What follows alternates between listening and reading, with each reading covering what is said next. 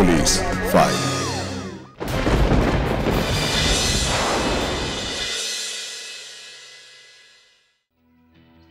বিখ্যাত Greek philosopher ভেটোর ভাষায় মানুষের আচরণ তিনটি তথ্যের উপর নির্ধারিত হয়: ইচ্ছা, আবেগ আর জ্ঞান। দেখতে দেখতে আমরা কতগুলো বছর পার করে ফেললাম না?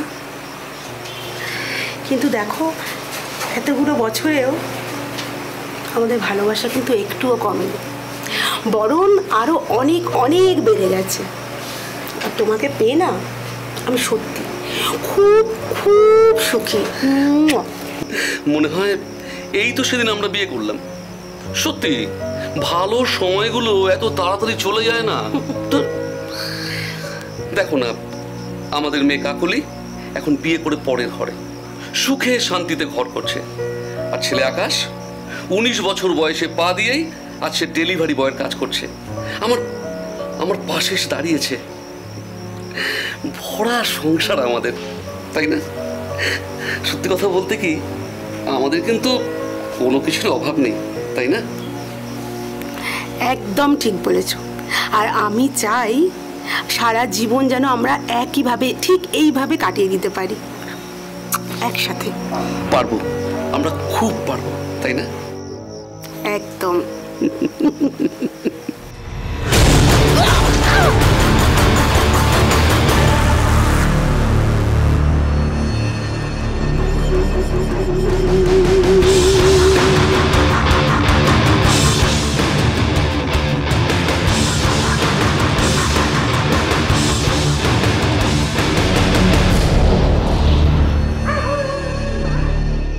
মধুমিতা, ভালোবাসা হলো একটা পাগলামি।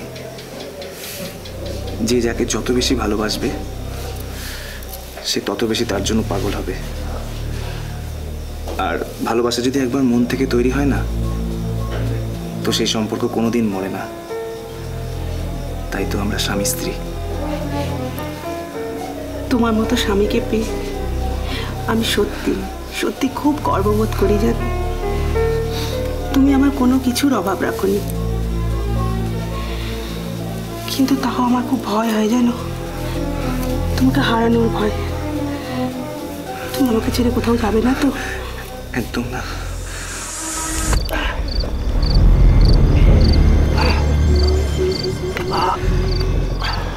তোমার মধ্যে না আলাদা পাওয়ার আছে বৌদি। সত্যি তুমি হেব্বি মাইরি। আমার কি মনে হয় জানো বৌদি, সারা জীবনের জন্য তোমার সাথে লাইফটা সেট করে ফেলি।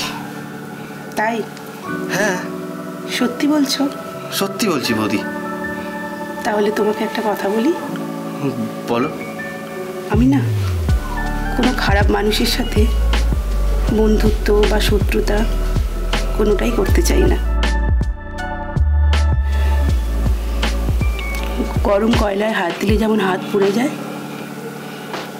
তেমনি সেই কয়লা যদি ঠান্ডা হয়ে যায়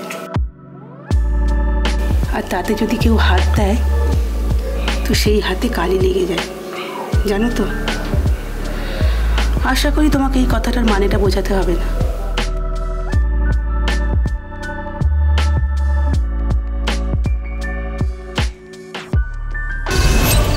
আজকের এই হাড়হিম করা ঘটনা নদিয়া জেলার ধানতলা থানা এলাকার শালকিয়া গ্রামের।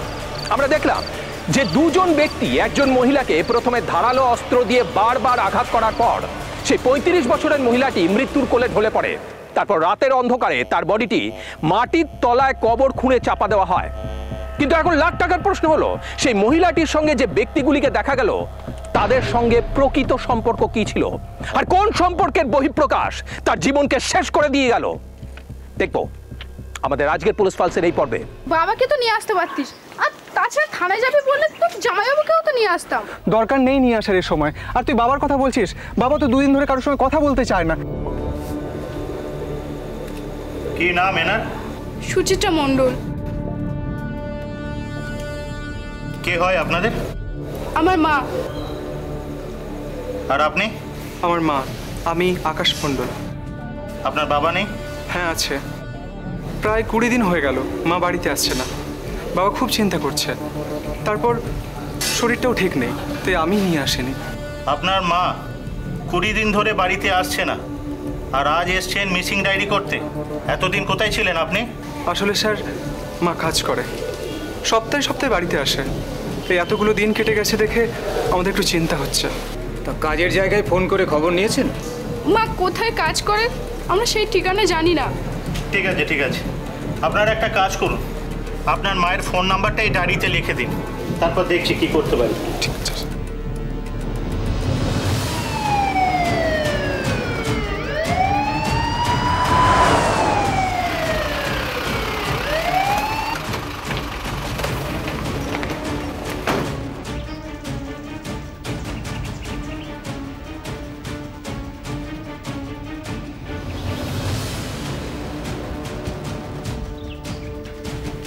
কেউ আছেন বাড়িতে? শুনছেন? কেউ আছেন বাড়িতে? সাহেব, আমার স্ত্রী সুচিত্রার কোনো খবর পেলেন স্যার? না, এখনো পাইনি।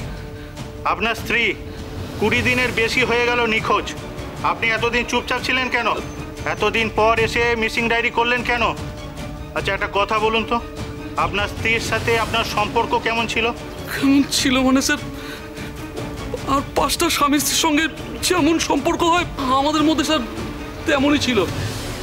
জানেন স্যার, আমাদের মধ্যে না কোনোদিন কোনো কারণে কোনো ঝামেলা হয়নি। আপনার স্ত্রী কোথায় কাজ করতো? না মানে স্যার, কোথায় কাজ করতো তা তো বলতে পারবো না, তবে স্যার আমি যতটুকু জানি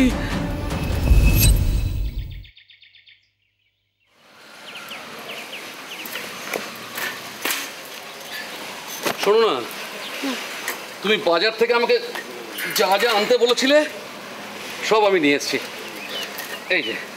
আর হ্যাঁ, আমি কিন্তু এখন বেরোবো। রান্না বসাবে তো? দাঁড়াও, জামা কাপড়গুলো মেলে দিয়ে রান্না বসাচ্ছি। আচ্ছা। ও হ্যাঁ, শোনো না, বলছি তোমার সঙ্গে আমার কিছু কথা আছে। বলো।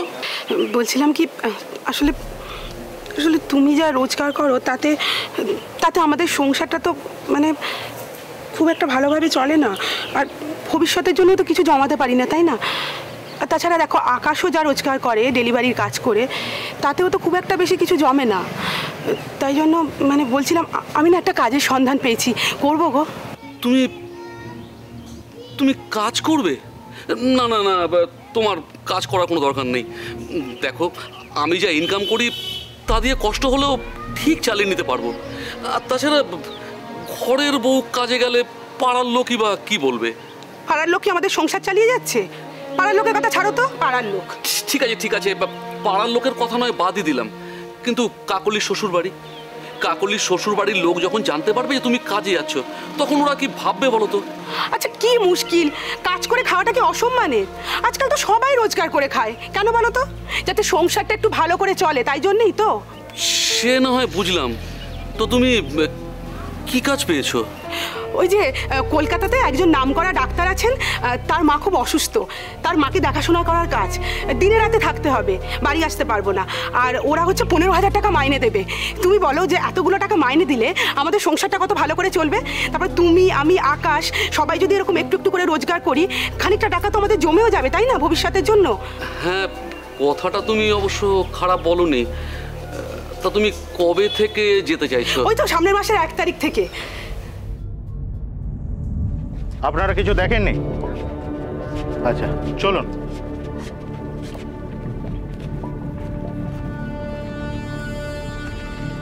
আমি শিওর সুচিত্রা মণ্ডলের সঙ্গে খারাপ কিছু একটা হয়েছে।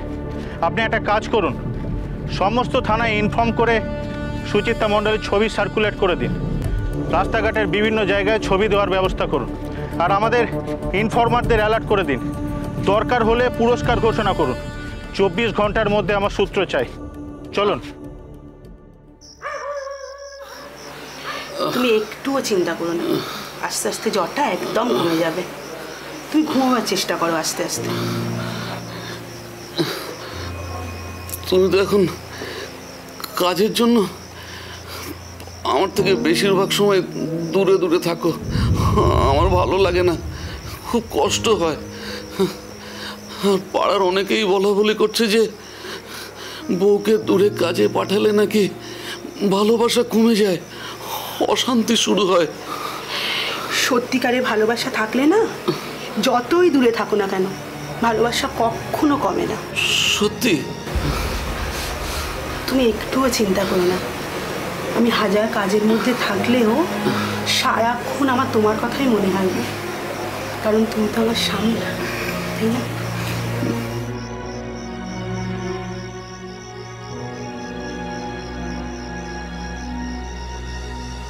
সুচিত্রা, সুচিত্রা, তুমি কোথায়? সুচিত্রা, তুমি ফিরে এসো। সুচিত্রা,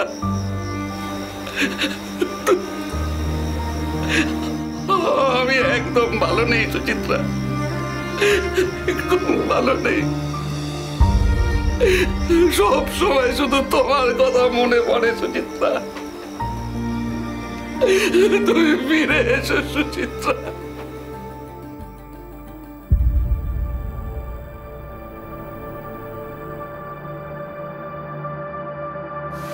স্যার, এই হলো সুচিত্রা মণ্ডলের লাস্ট 6 মান্থসের কল ডিটেলস। এর মধ্যে এই যে নাম্বারটি দেখছেন, এই নাম্বার থেকে সুচিত্রা মণ্ডলের ফোনে অসংখ্যবার ইনকামিং এবং আউটগোয়িং হয়েছে। অথচ আশ্চর্যজনকভাবে লাস্ট 20-22 দিন এই ফোন থেকে একটাও কল সুচিত্রা মণ্ডলের ফোনে আসেনি। তার মানে আপনি কি বোঝাতে চাইছেন? জলের মতো পরিষ্কার। এই সিমটার মালিক হচ্ছে সৌমেন দাস, বাড়ি নদিয়া পলাশপুরে। এই সুচিত্রা দেবীর সঙ্গে সৌমেন দাসের কি সম্পর্ক থাকতে পারে যে দিনে রাতে ফোনে কথা হয়েছে? আমরা যদি সৌমেন দাস অবধি পৌঁছাতে পারি তাহলে এই কেসের 90% জট আমরা খুলে ফেলবো। Exactly sir.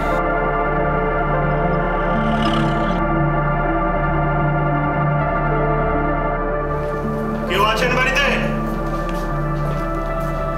কেউ আছেন বাড়িতে?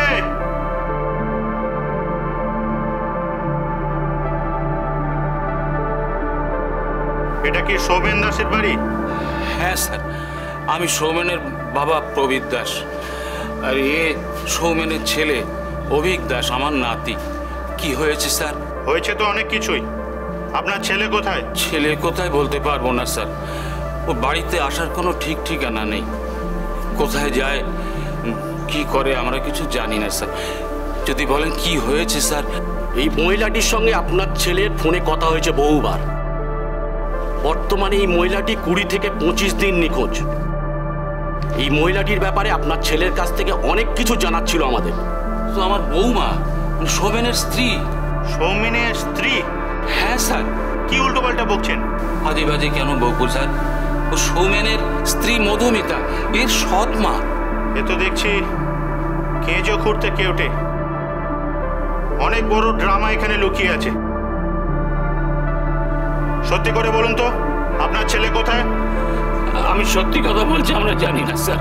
যদি আপনার বৌমা হয়ে থাকে তাহলে এই বাড়িতেই থাকতেন।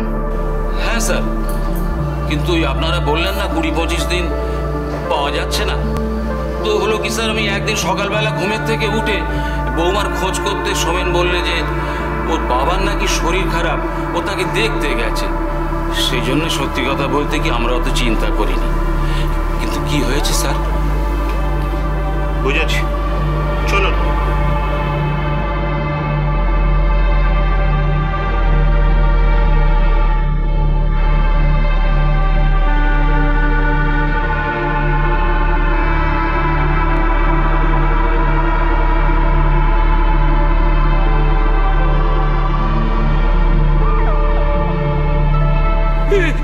এসব আপনারা কি বলছেন স্যার? সুচিত্রা বিয়ে করেছে। আপনাদের মাথা খারাপ হয়ে যায়নি তো স্যার? আমাদের কোনো মাথা খারাপ হয়নি, আমরা তদন্তটা সঠিক পথে নিয়ে যাচ্ছি। আপনার স্ত্রী সৌমেন দাস নামে একজনকে বিয়ে করে 20-25 দিন আগে। আর সৌমেন দাস তার বাবাকে বলেছেন সুচিত্রার বাবার শরীর খারাপ, তাই ওনাকে দেখতে গেছেন। সুচিত্রার বাবা? সে তো কবি মারা গেছে স্যার, ওর তো শুধু মা আছে। না স্যার,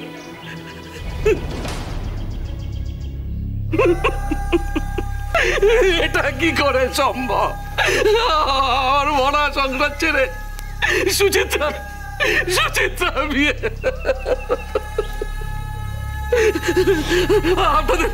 আপনাদের নিশ্চয়ই কোথাও ভুল হচ্ছে স্যার। আমাদের কোনো ভুল হচ্ছে না, আমরা উপযুক্ত প্রমাণ নিয়েই কথা বলছি। কিন্তু প্রশ্ন একটাই, সুচিত্রা এখন কোথায়?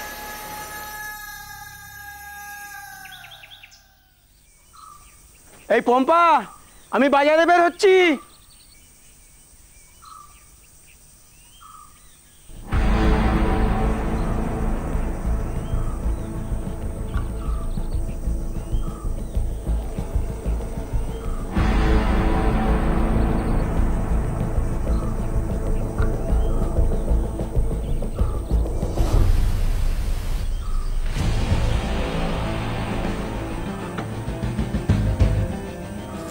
এই গাড়ির সামনে কি করছো? স্যার, আপনাদের সাথে আমার কিছু কথা ছিল।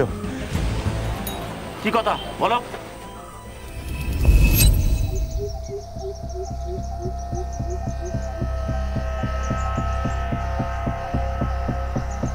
কি ব্যাপার, তোরা তো মদ খাচ্ছিস? কি হয়েছে কি তোদের দুজনের? আজ আমাদের ভীষণ খুশির দিন। আরে তুইও খা। বাবা, খুশির দিন? তা কি এত খুশির দিন জানতে পারি? তোকে বলা যাবে না, সিগারেট ব্যাপার। আর তুই কান পাতলা আছিস, তোর কানে যদি একবার খবরটা ওঠে, ই কান হতে বেশিক্ষণ টাইম লাগবে না।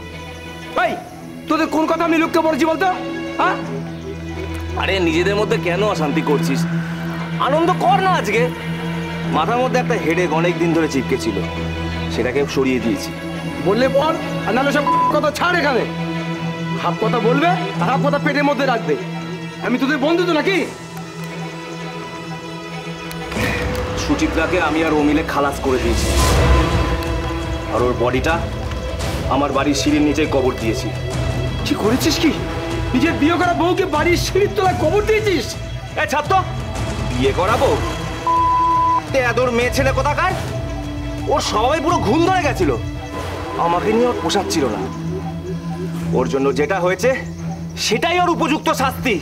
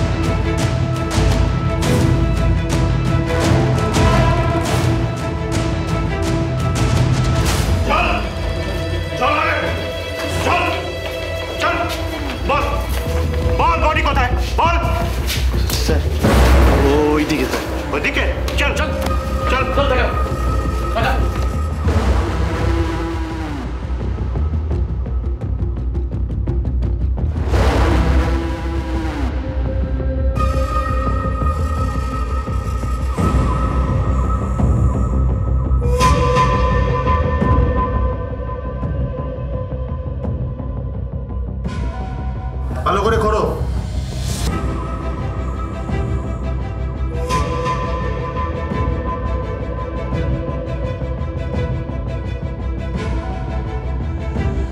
স্যার, এই তো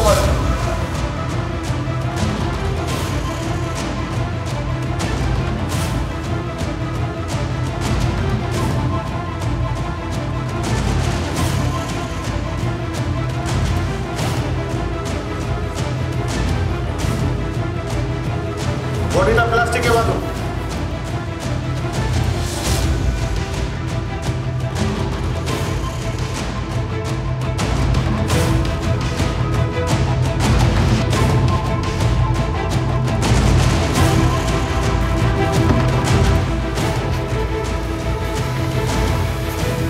শোনো, করে যা।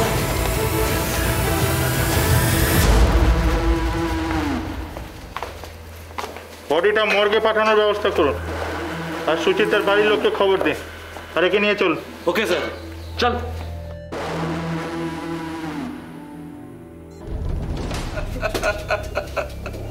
সুচিত্রা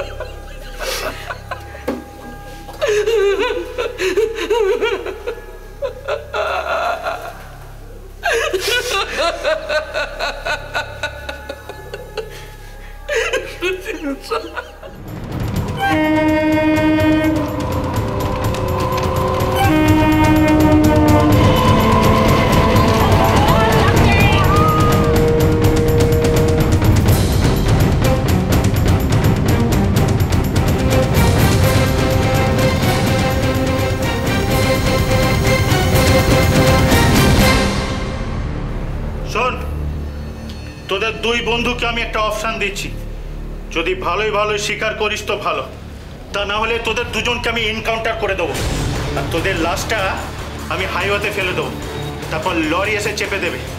তারপরের দিন হবে ব্রেকিং নিউজ, লক আপ ভেঙে পালিয়ে গিয়ে লরির চাপা পড়ে মারা যায় সোমেন আর বিকাশ। না হবে কোনো কেস ফাইল, না হবে কোনো এফআইআর, মামলা পুরো খতম। তাই ভালোই ভালোই বলছি, বল বল কিভাবে মারলি সুচিত্রা দেবীকে, বল। আমরা মারিনি স্যার, আমরা মারিনি। ঘটনার দিন তোদের টাওয়ার লোকেশন ছিল এক জায়গায়, ঘটনার পরে তোদের ফোন লোকেশন ছিল পলাশিপুর। এই এটা কি করে সম্ভব? আবার বলছি, এই ড্রামা বন্ধ কর। যদি কুত্তার মতো মরতে না চাস না, তাহলে সব সত্যি কথা বল। বল বল বল বল। বলছি বলছি স্যার, বলছি বলছি, বল বল বল, সব বলছি।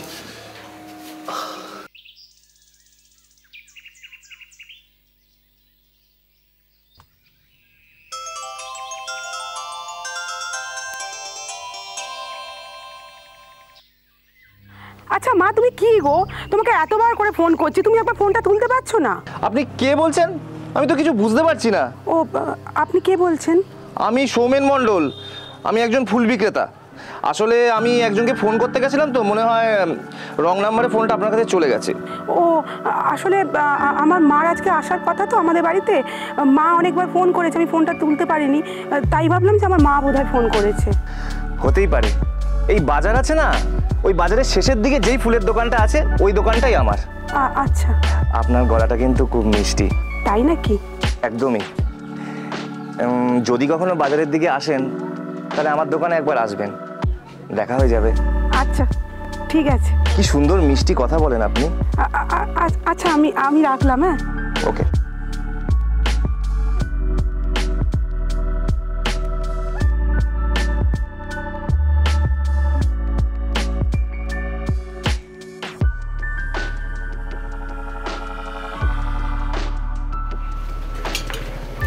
দাদা, আমাকে 4টে গাঁদা ফুলের মালা দিন, এখান থেকে।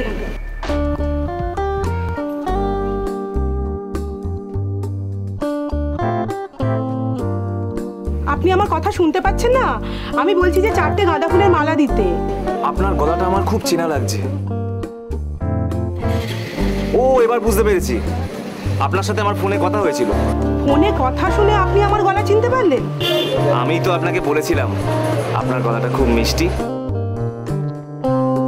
আমি সৌমেন মণ্ডল। আপনার নাম কি? আমার নাম মধুমিতা। মধুমিতা? বাহ, খুব সুন্দর নাম তো। আমি কি আপনাকে মধু বলে ডাকতে পারি? সে আপনি যা ইচ্ছা বলে ডাকতে পারেন। আচ্ছা এবার বলুন তো কত হয়েছে? এ আবার না, একদম কিছু টাকা পয়সা দিতে হবে না। মা, তা আবার হয় নাকি? বলুন না কত হয়েছে। আমি যদি খুশি হয়ে আপনাকে কিছু দিই, আপনি কিন্তু এভাবে না করতে পারবেন না। ঠিক আছে, আমি আসছি। আচ্ছা, আমি কি আপনাকে মাঝে মাঝে ফোন করতে পারি? হ্যাঁ করতে পারেন, কিন্তু সব সময় নয়।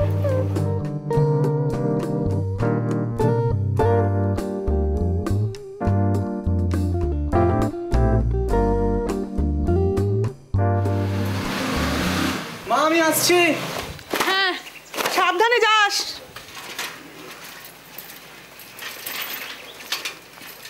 শোনো না, বলছি দুপুরে কিন্তু খেতে আসবো। ঠিক আছে, সাবধানে যেও। হ্যাঁ হ্যাঁ, নিশ্চয়ই।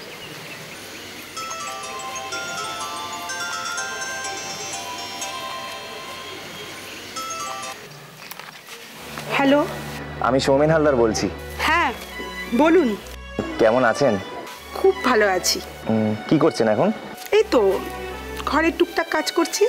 বলছি, কিছু যদি না মনে করেন একটা কথা বলবো আপনাকে। হ্যাঁ বলুন না। আমার ব্যক্তিগত কিছু কথা আপনার সাথে শেয়ার করতে চাই। যদি আজ বিকালে একটু আমার সাথে দেখা করেন, আমি কথা দিচ্ছি একদম আপনার কাছ থেকে বেশি সময় নেব না, একটু সময় দিলেই হবে। কি কথা বলবেন? দেখুন, সব কথা তো ফোনে বলা যায় না, আমি আপনার সাথে দেখা করি সামনেই বলতে চাই সেটা। ঠিক আছে, আজকে বিকেলে তাহলে দেখা করব। Thank you.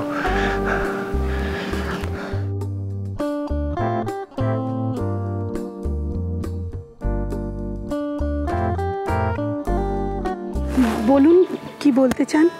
মধু, আমার জীবনে টাকা পয়সা কোনো কিছুরই অভাব নেই, ঠাকুরের আশীর্বাদে সবই আছে, কিন্তু সব কিছু থেকেও না আমি হচ্ছে নিঃসঙ্গ। কারণ অনেক ছোটোবেলায় আমার মা মারা যায়। আমার বাড়িতে আছে বলতে আমি, আমার বাবা আর আমার ছেলে অভিক। অভিকের মাও ওকে অনেকদিন আগে ছেড়ে চলে গেছে, ডিভোর্স হয়ে গেছে আমাদের। মাঝে মাঝে জানো কিছু ভালো লাগে না, খুব কষ্ট হয়। দেখো, আমি মনে করি না যে শুধুমাত্র ভুল বোঝাবুঝির জন্য কোনো সম্পর্ক নষ্ট করে দেওয়া উচিত। আমি মনে করি যে ভুল বোঝাবুঝিটাকে শুধরে নিয়ে একে অপরের হাতে হাত রেখে ভালোবেসে একসাথে সারা জীবন থাকা উচিত। কিন্তু দুর্ভাগ্য, আমি তা পারিনি। সে আমাকে ভুল বুঝে আমাকে ছেড়ে চলে গেছে। জানো তো, আমি তাকে খুব ভালোবাসি, আমার তার জন্য খুব খুব দুঃখ হয়, কিন্তু আজ আর কষ্ট হয় না। তবে ভালোবাসি বলেই আজও দেখো এই শাখা সিঁদুর তার জন্যই পড়ে আছি। তাহলে তো আমরা দুজনই তো একই পথে পড়ি। আচ্ছা, আমি যদি আমার এই দুটো হাত বাড়িয়ে দিই, পারবে আমাকে আপন করে নিতে? পারবে? বিশ্বাস করো, এখন নতুন করে না কোনো সম্পর্কে জড়াতে আমার খুব ভয় করে। স্বামীর অবহেলা মেনে নেওয়া যায় না, সংসারের অভাব মেনে নেওয়া যায়, কিন্তু স্বামীর অবহেলা, অগ্রাহ্য, এগুলো কখনোই মেনে নেওয়া যায় না। তাই আমি এখন বেশ ভালো আছি, নিজের মতো আছি। যদি আমাকে একবার সুযোগ দাও, আমি কোনোদিন তোমাকে ছেড়ে যাব না, সবসময় আমি তোমার পাশে থাকবো। জানো, ফোনে যেদিনকে আমি তোমার গলা প্রথম শুনি, কেন জানি না আমার ভীষণ তোমাকে আপন মনে হয়েছিল। তারপর যেদিন ফুলের দোকানে তোমাকে প্রথম দেখলাম, বিশ্বাস করো, প্রথম দেখে তোমাকে আমি ভীষণ ভালোবেসে ফেলেছি। তোমাকে দেখার পর সারা দিন রাত শুধু তোমার কথাই মনে পড়েছে। তো আজকে বলছি, ভীষণ ভালোবাসি আমি তোমাকে, আমি তোমাকে বিয়ে করতে চাই।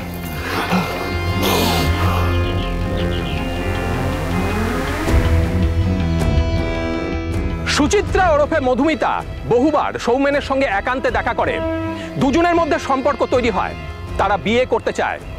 এদিকে সুচিত্রা তার স্বামীকে ফোন করে জানায় যে সে কলকাতায় একটি বাড়িতে থাকা খাওয়ার কাজ পেয়েছে, কিন্তু সুচিত্রার স্বামী রবিন কিছুতেই রাজি হয় না। কিন্তু সুচিত্রা সংসারে অভাবের কথা তুলে ধরে তার স্বামীকে বারবার বোঝাতে থাকে। এই নিয়ে তাদের মধ্যে বহুবার ঝগড়া হয়। অবশেষে রবিন সুচিত্রার জেদের কাছে হার মানে, কিন্তু সে একবারও বুঝতে পারেনি যে তার স্ত্রী সুচিত্রার মনের মধ্যে কোন খেলা লুকিয়েছিল।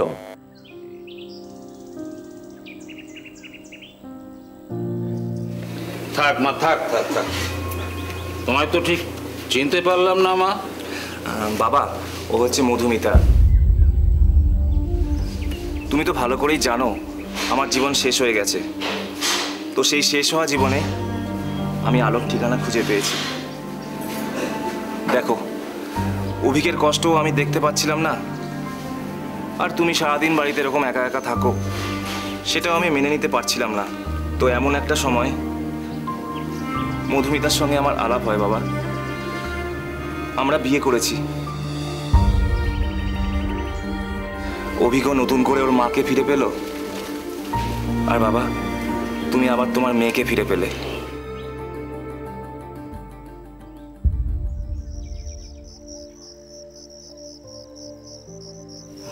মধু, আজ আমি যেন ভীষণ খুশি তোমাকে স্ত্রী হিসেবে পেয়ে।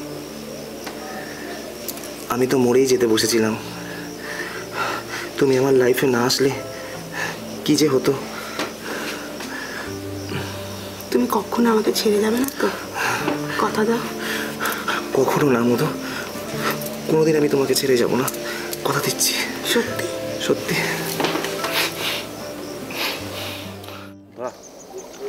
আঙুলটা দে।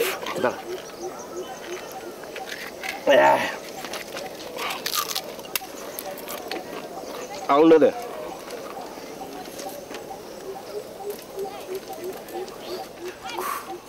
ভাই, বল। তুই বিয়ে করলি আর আমাকে একবার জানালি না? আরে কি বলতো, সব না খুব তাড়াতাড়ি করে হয়ে গেল, কাউকে সেভাবে জানাতে পারিনি, তাই আর তোকে জানানো হয়নি রে ভাই।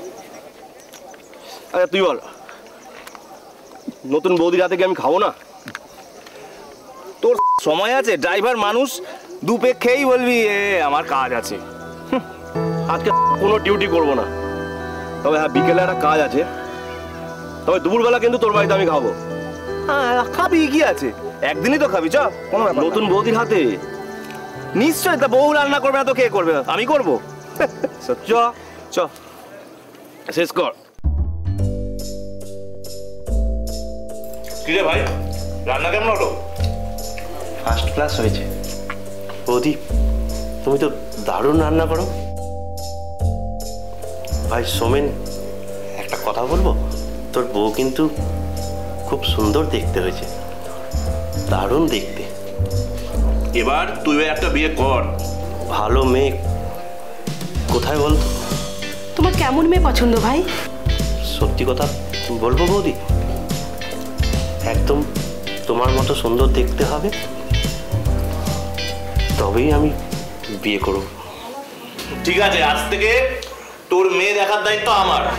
তুই এখন শান্তি করে খা ভাই। হ্যাঁ।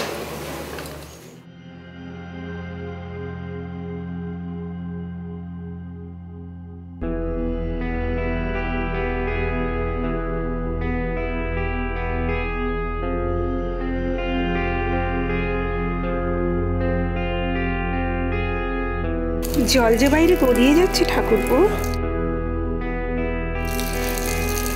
হাতটা ধুয়ে না।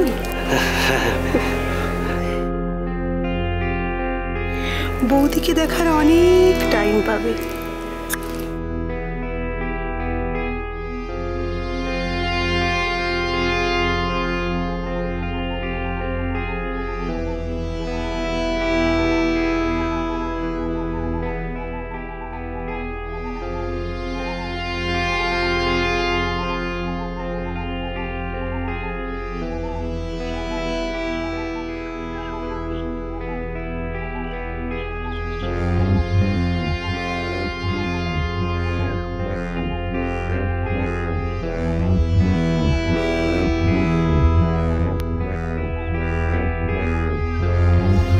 দেখছো অমন করে?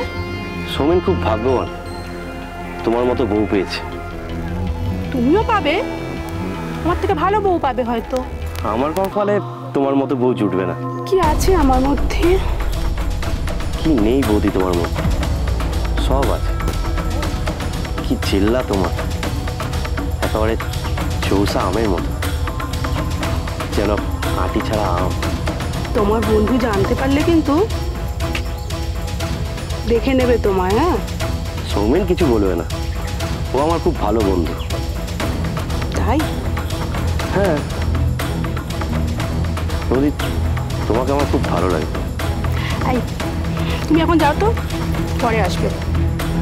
কখন আসবো বলো? বলে দেবো কখন আসবে, ফোন করে দেবো, যাও। ঠিক আছে। আমি আস্তে আস্তে বুঝতে পারছিলাম মধু ঢলে পড়েছে বিকাশের দিকে। অনেক কষ্টে আমি রাগ চেপে রাখতাম, কিন্তু কি করব আমি কিছুই বুঝতে পারছিলাম না। আমি বারবার একটা জিনিসই ভাবছিলাম, মধুকে বিয়ে করে আমি এত বড় ভুল করলাম। হ্যাঁ, আমি শুধু এটাই বারবার ভাবছিলাম, মধুকে বিয়ে করে আমি এত বড় ভুল করলাম। একদিন দেখলাম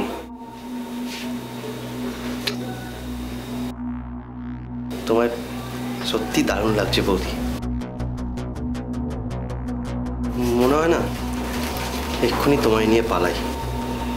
কিন্তু তোমার বন্ধু যে এক্ষুনি এসে পড়বে, তুমি এবার যাও, কেমন? যাও। ঠিক আছে।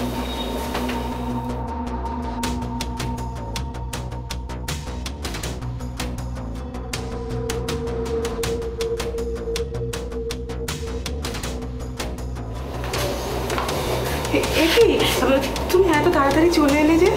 হ্যাঁ চলে এলাম। বলছি তোমার গলার চেনটা কি করে এলো? এটা এটা তো মা আজকে এসেছিল, মা নিয়ে এসেছে।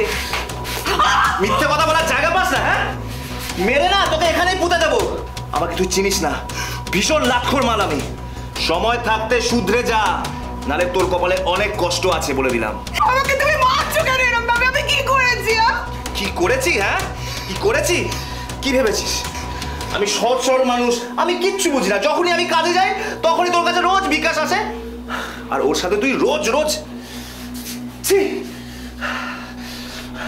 লজ্জা করে না? ওর দেয়া হাতটা তুই আমার গলায় পড়ে আছিস, বাচ্চা। সহ্যের সীমা পার হয়ে যাচ্ছিল। মধু যে আমার সাথে এরম করবে আমি কোনোদিন স্বপ্নেও ভাবিনি। কি করব আমি কিছুই বুঝতে পারছিলাম না। এদিকে আমি বিকাশকেও কিছু বলতে পারছি না। আমার মাথায় একদিন খুন চেপে গেল। আমি বাবাকে বললাম, বাবা তুমি অভিককে নিয়ে বোনের বাড়ি চলে যাও। বাবা বোনের বাড়ি চলে যাওয়ার পর আমি ঠিক করে ফেলি মধুকে আমি এই দুনিয়া থেকে সরিয়ে ফেলবো।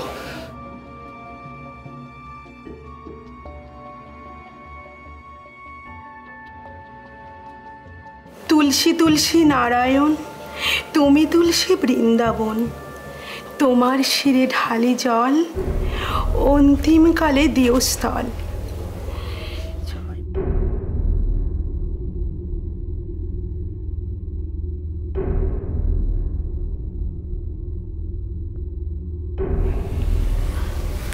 শোনো না, বলছি আজকে আমি ফুল আনতে শান্তিপুর যাচ্ছি, তো আজকে তো আমি আর ফিরতে পারবো না, কাল সকালে ফিরবো। তুমি কিন্তু সাবধানে যাবে। হ্যাঁ হ্যাঁ, তুমিও সাবধানে থেকো।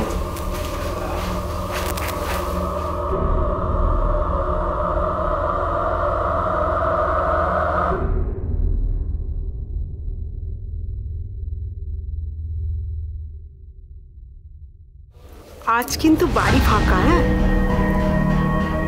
তুমি চলে এসো, কিন্তু সারা রাত দুজনে একসাথে কাটাবো, কেমন? জলদি জলদি চলে এসো।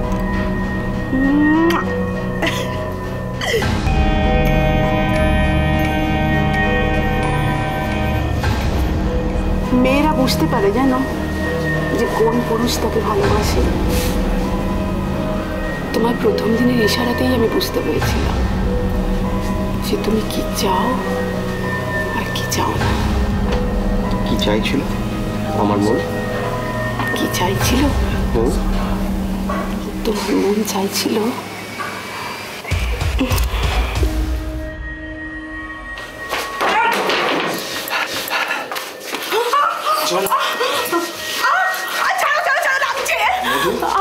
বিশ্বাস হলো 3 অক্ষরের একটা শব্দ, কিন্তু এটাকে ধরে রাখা খুব কঠিন। আমি তোমাকে বিশ্বাস করেছিলাম, তোমাকে ঘিরে আমার জগৎ তৈরি করতে চেয়েছিলাম, আর তুমি আমার বিশ্বাসের জলাঞ্জলি দিয়ে আমার বন্ধু বিকাশের সাথে আমি এখন বুঝতে পারছি আমি কি করবো। আমার এটাই উচিত, তোকে শেষ। চুপ, একদম চুপ। তুই আমার সাথে বন্ধুর মতো মিশে আমার অনেক বড় ক্ষতি করেছিস। আমি চাইলে তোকে এখানেই শেষ করে দিতে পারি, কিন্তু আমি করবো না। আমি জানি ও প্রশ্রয় না দিলে তুই কখনোই এতটা বাড়তে পারতিস না। আমার কথা শোন। চুপ, তুই আমার কথা শোন। এবার দেখ ওর আমি কি হাল করি, দেখ।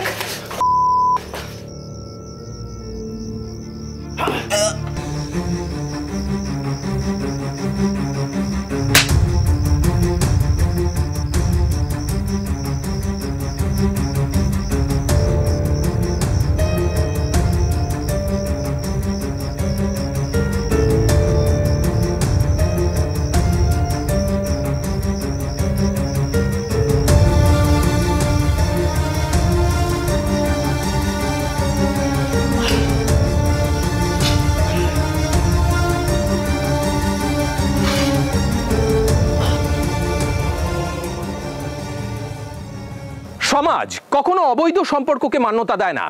সুচিত্রা ওরফে মধুমিতা যেভাবে দিনের পর দিন অবৈধ সম্পর্কের মধ্যে দিয়ে গিয়েছে, সেটা আইন আর সমাজের কাছে অত্যন্ত নিন্দনীয়। কিন্তু তাই বলে বিকাশ আর সৌমেনের অপরাধ কখনোই ক্ষমার যোগ্য নয়। আজ এই পর্যন্তই। পরবর্তী পর্বে ফিরে আসবে এরকমই কোনো সত্য ঘটনার চিত্ররূপ নিয়ে। ততক্ষণ সুস্থ থাকুন, সতর্ক থাকুন, সাবধানে থাকুন।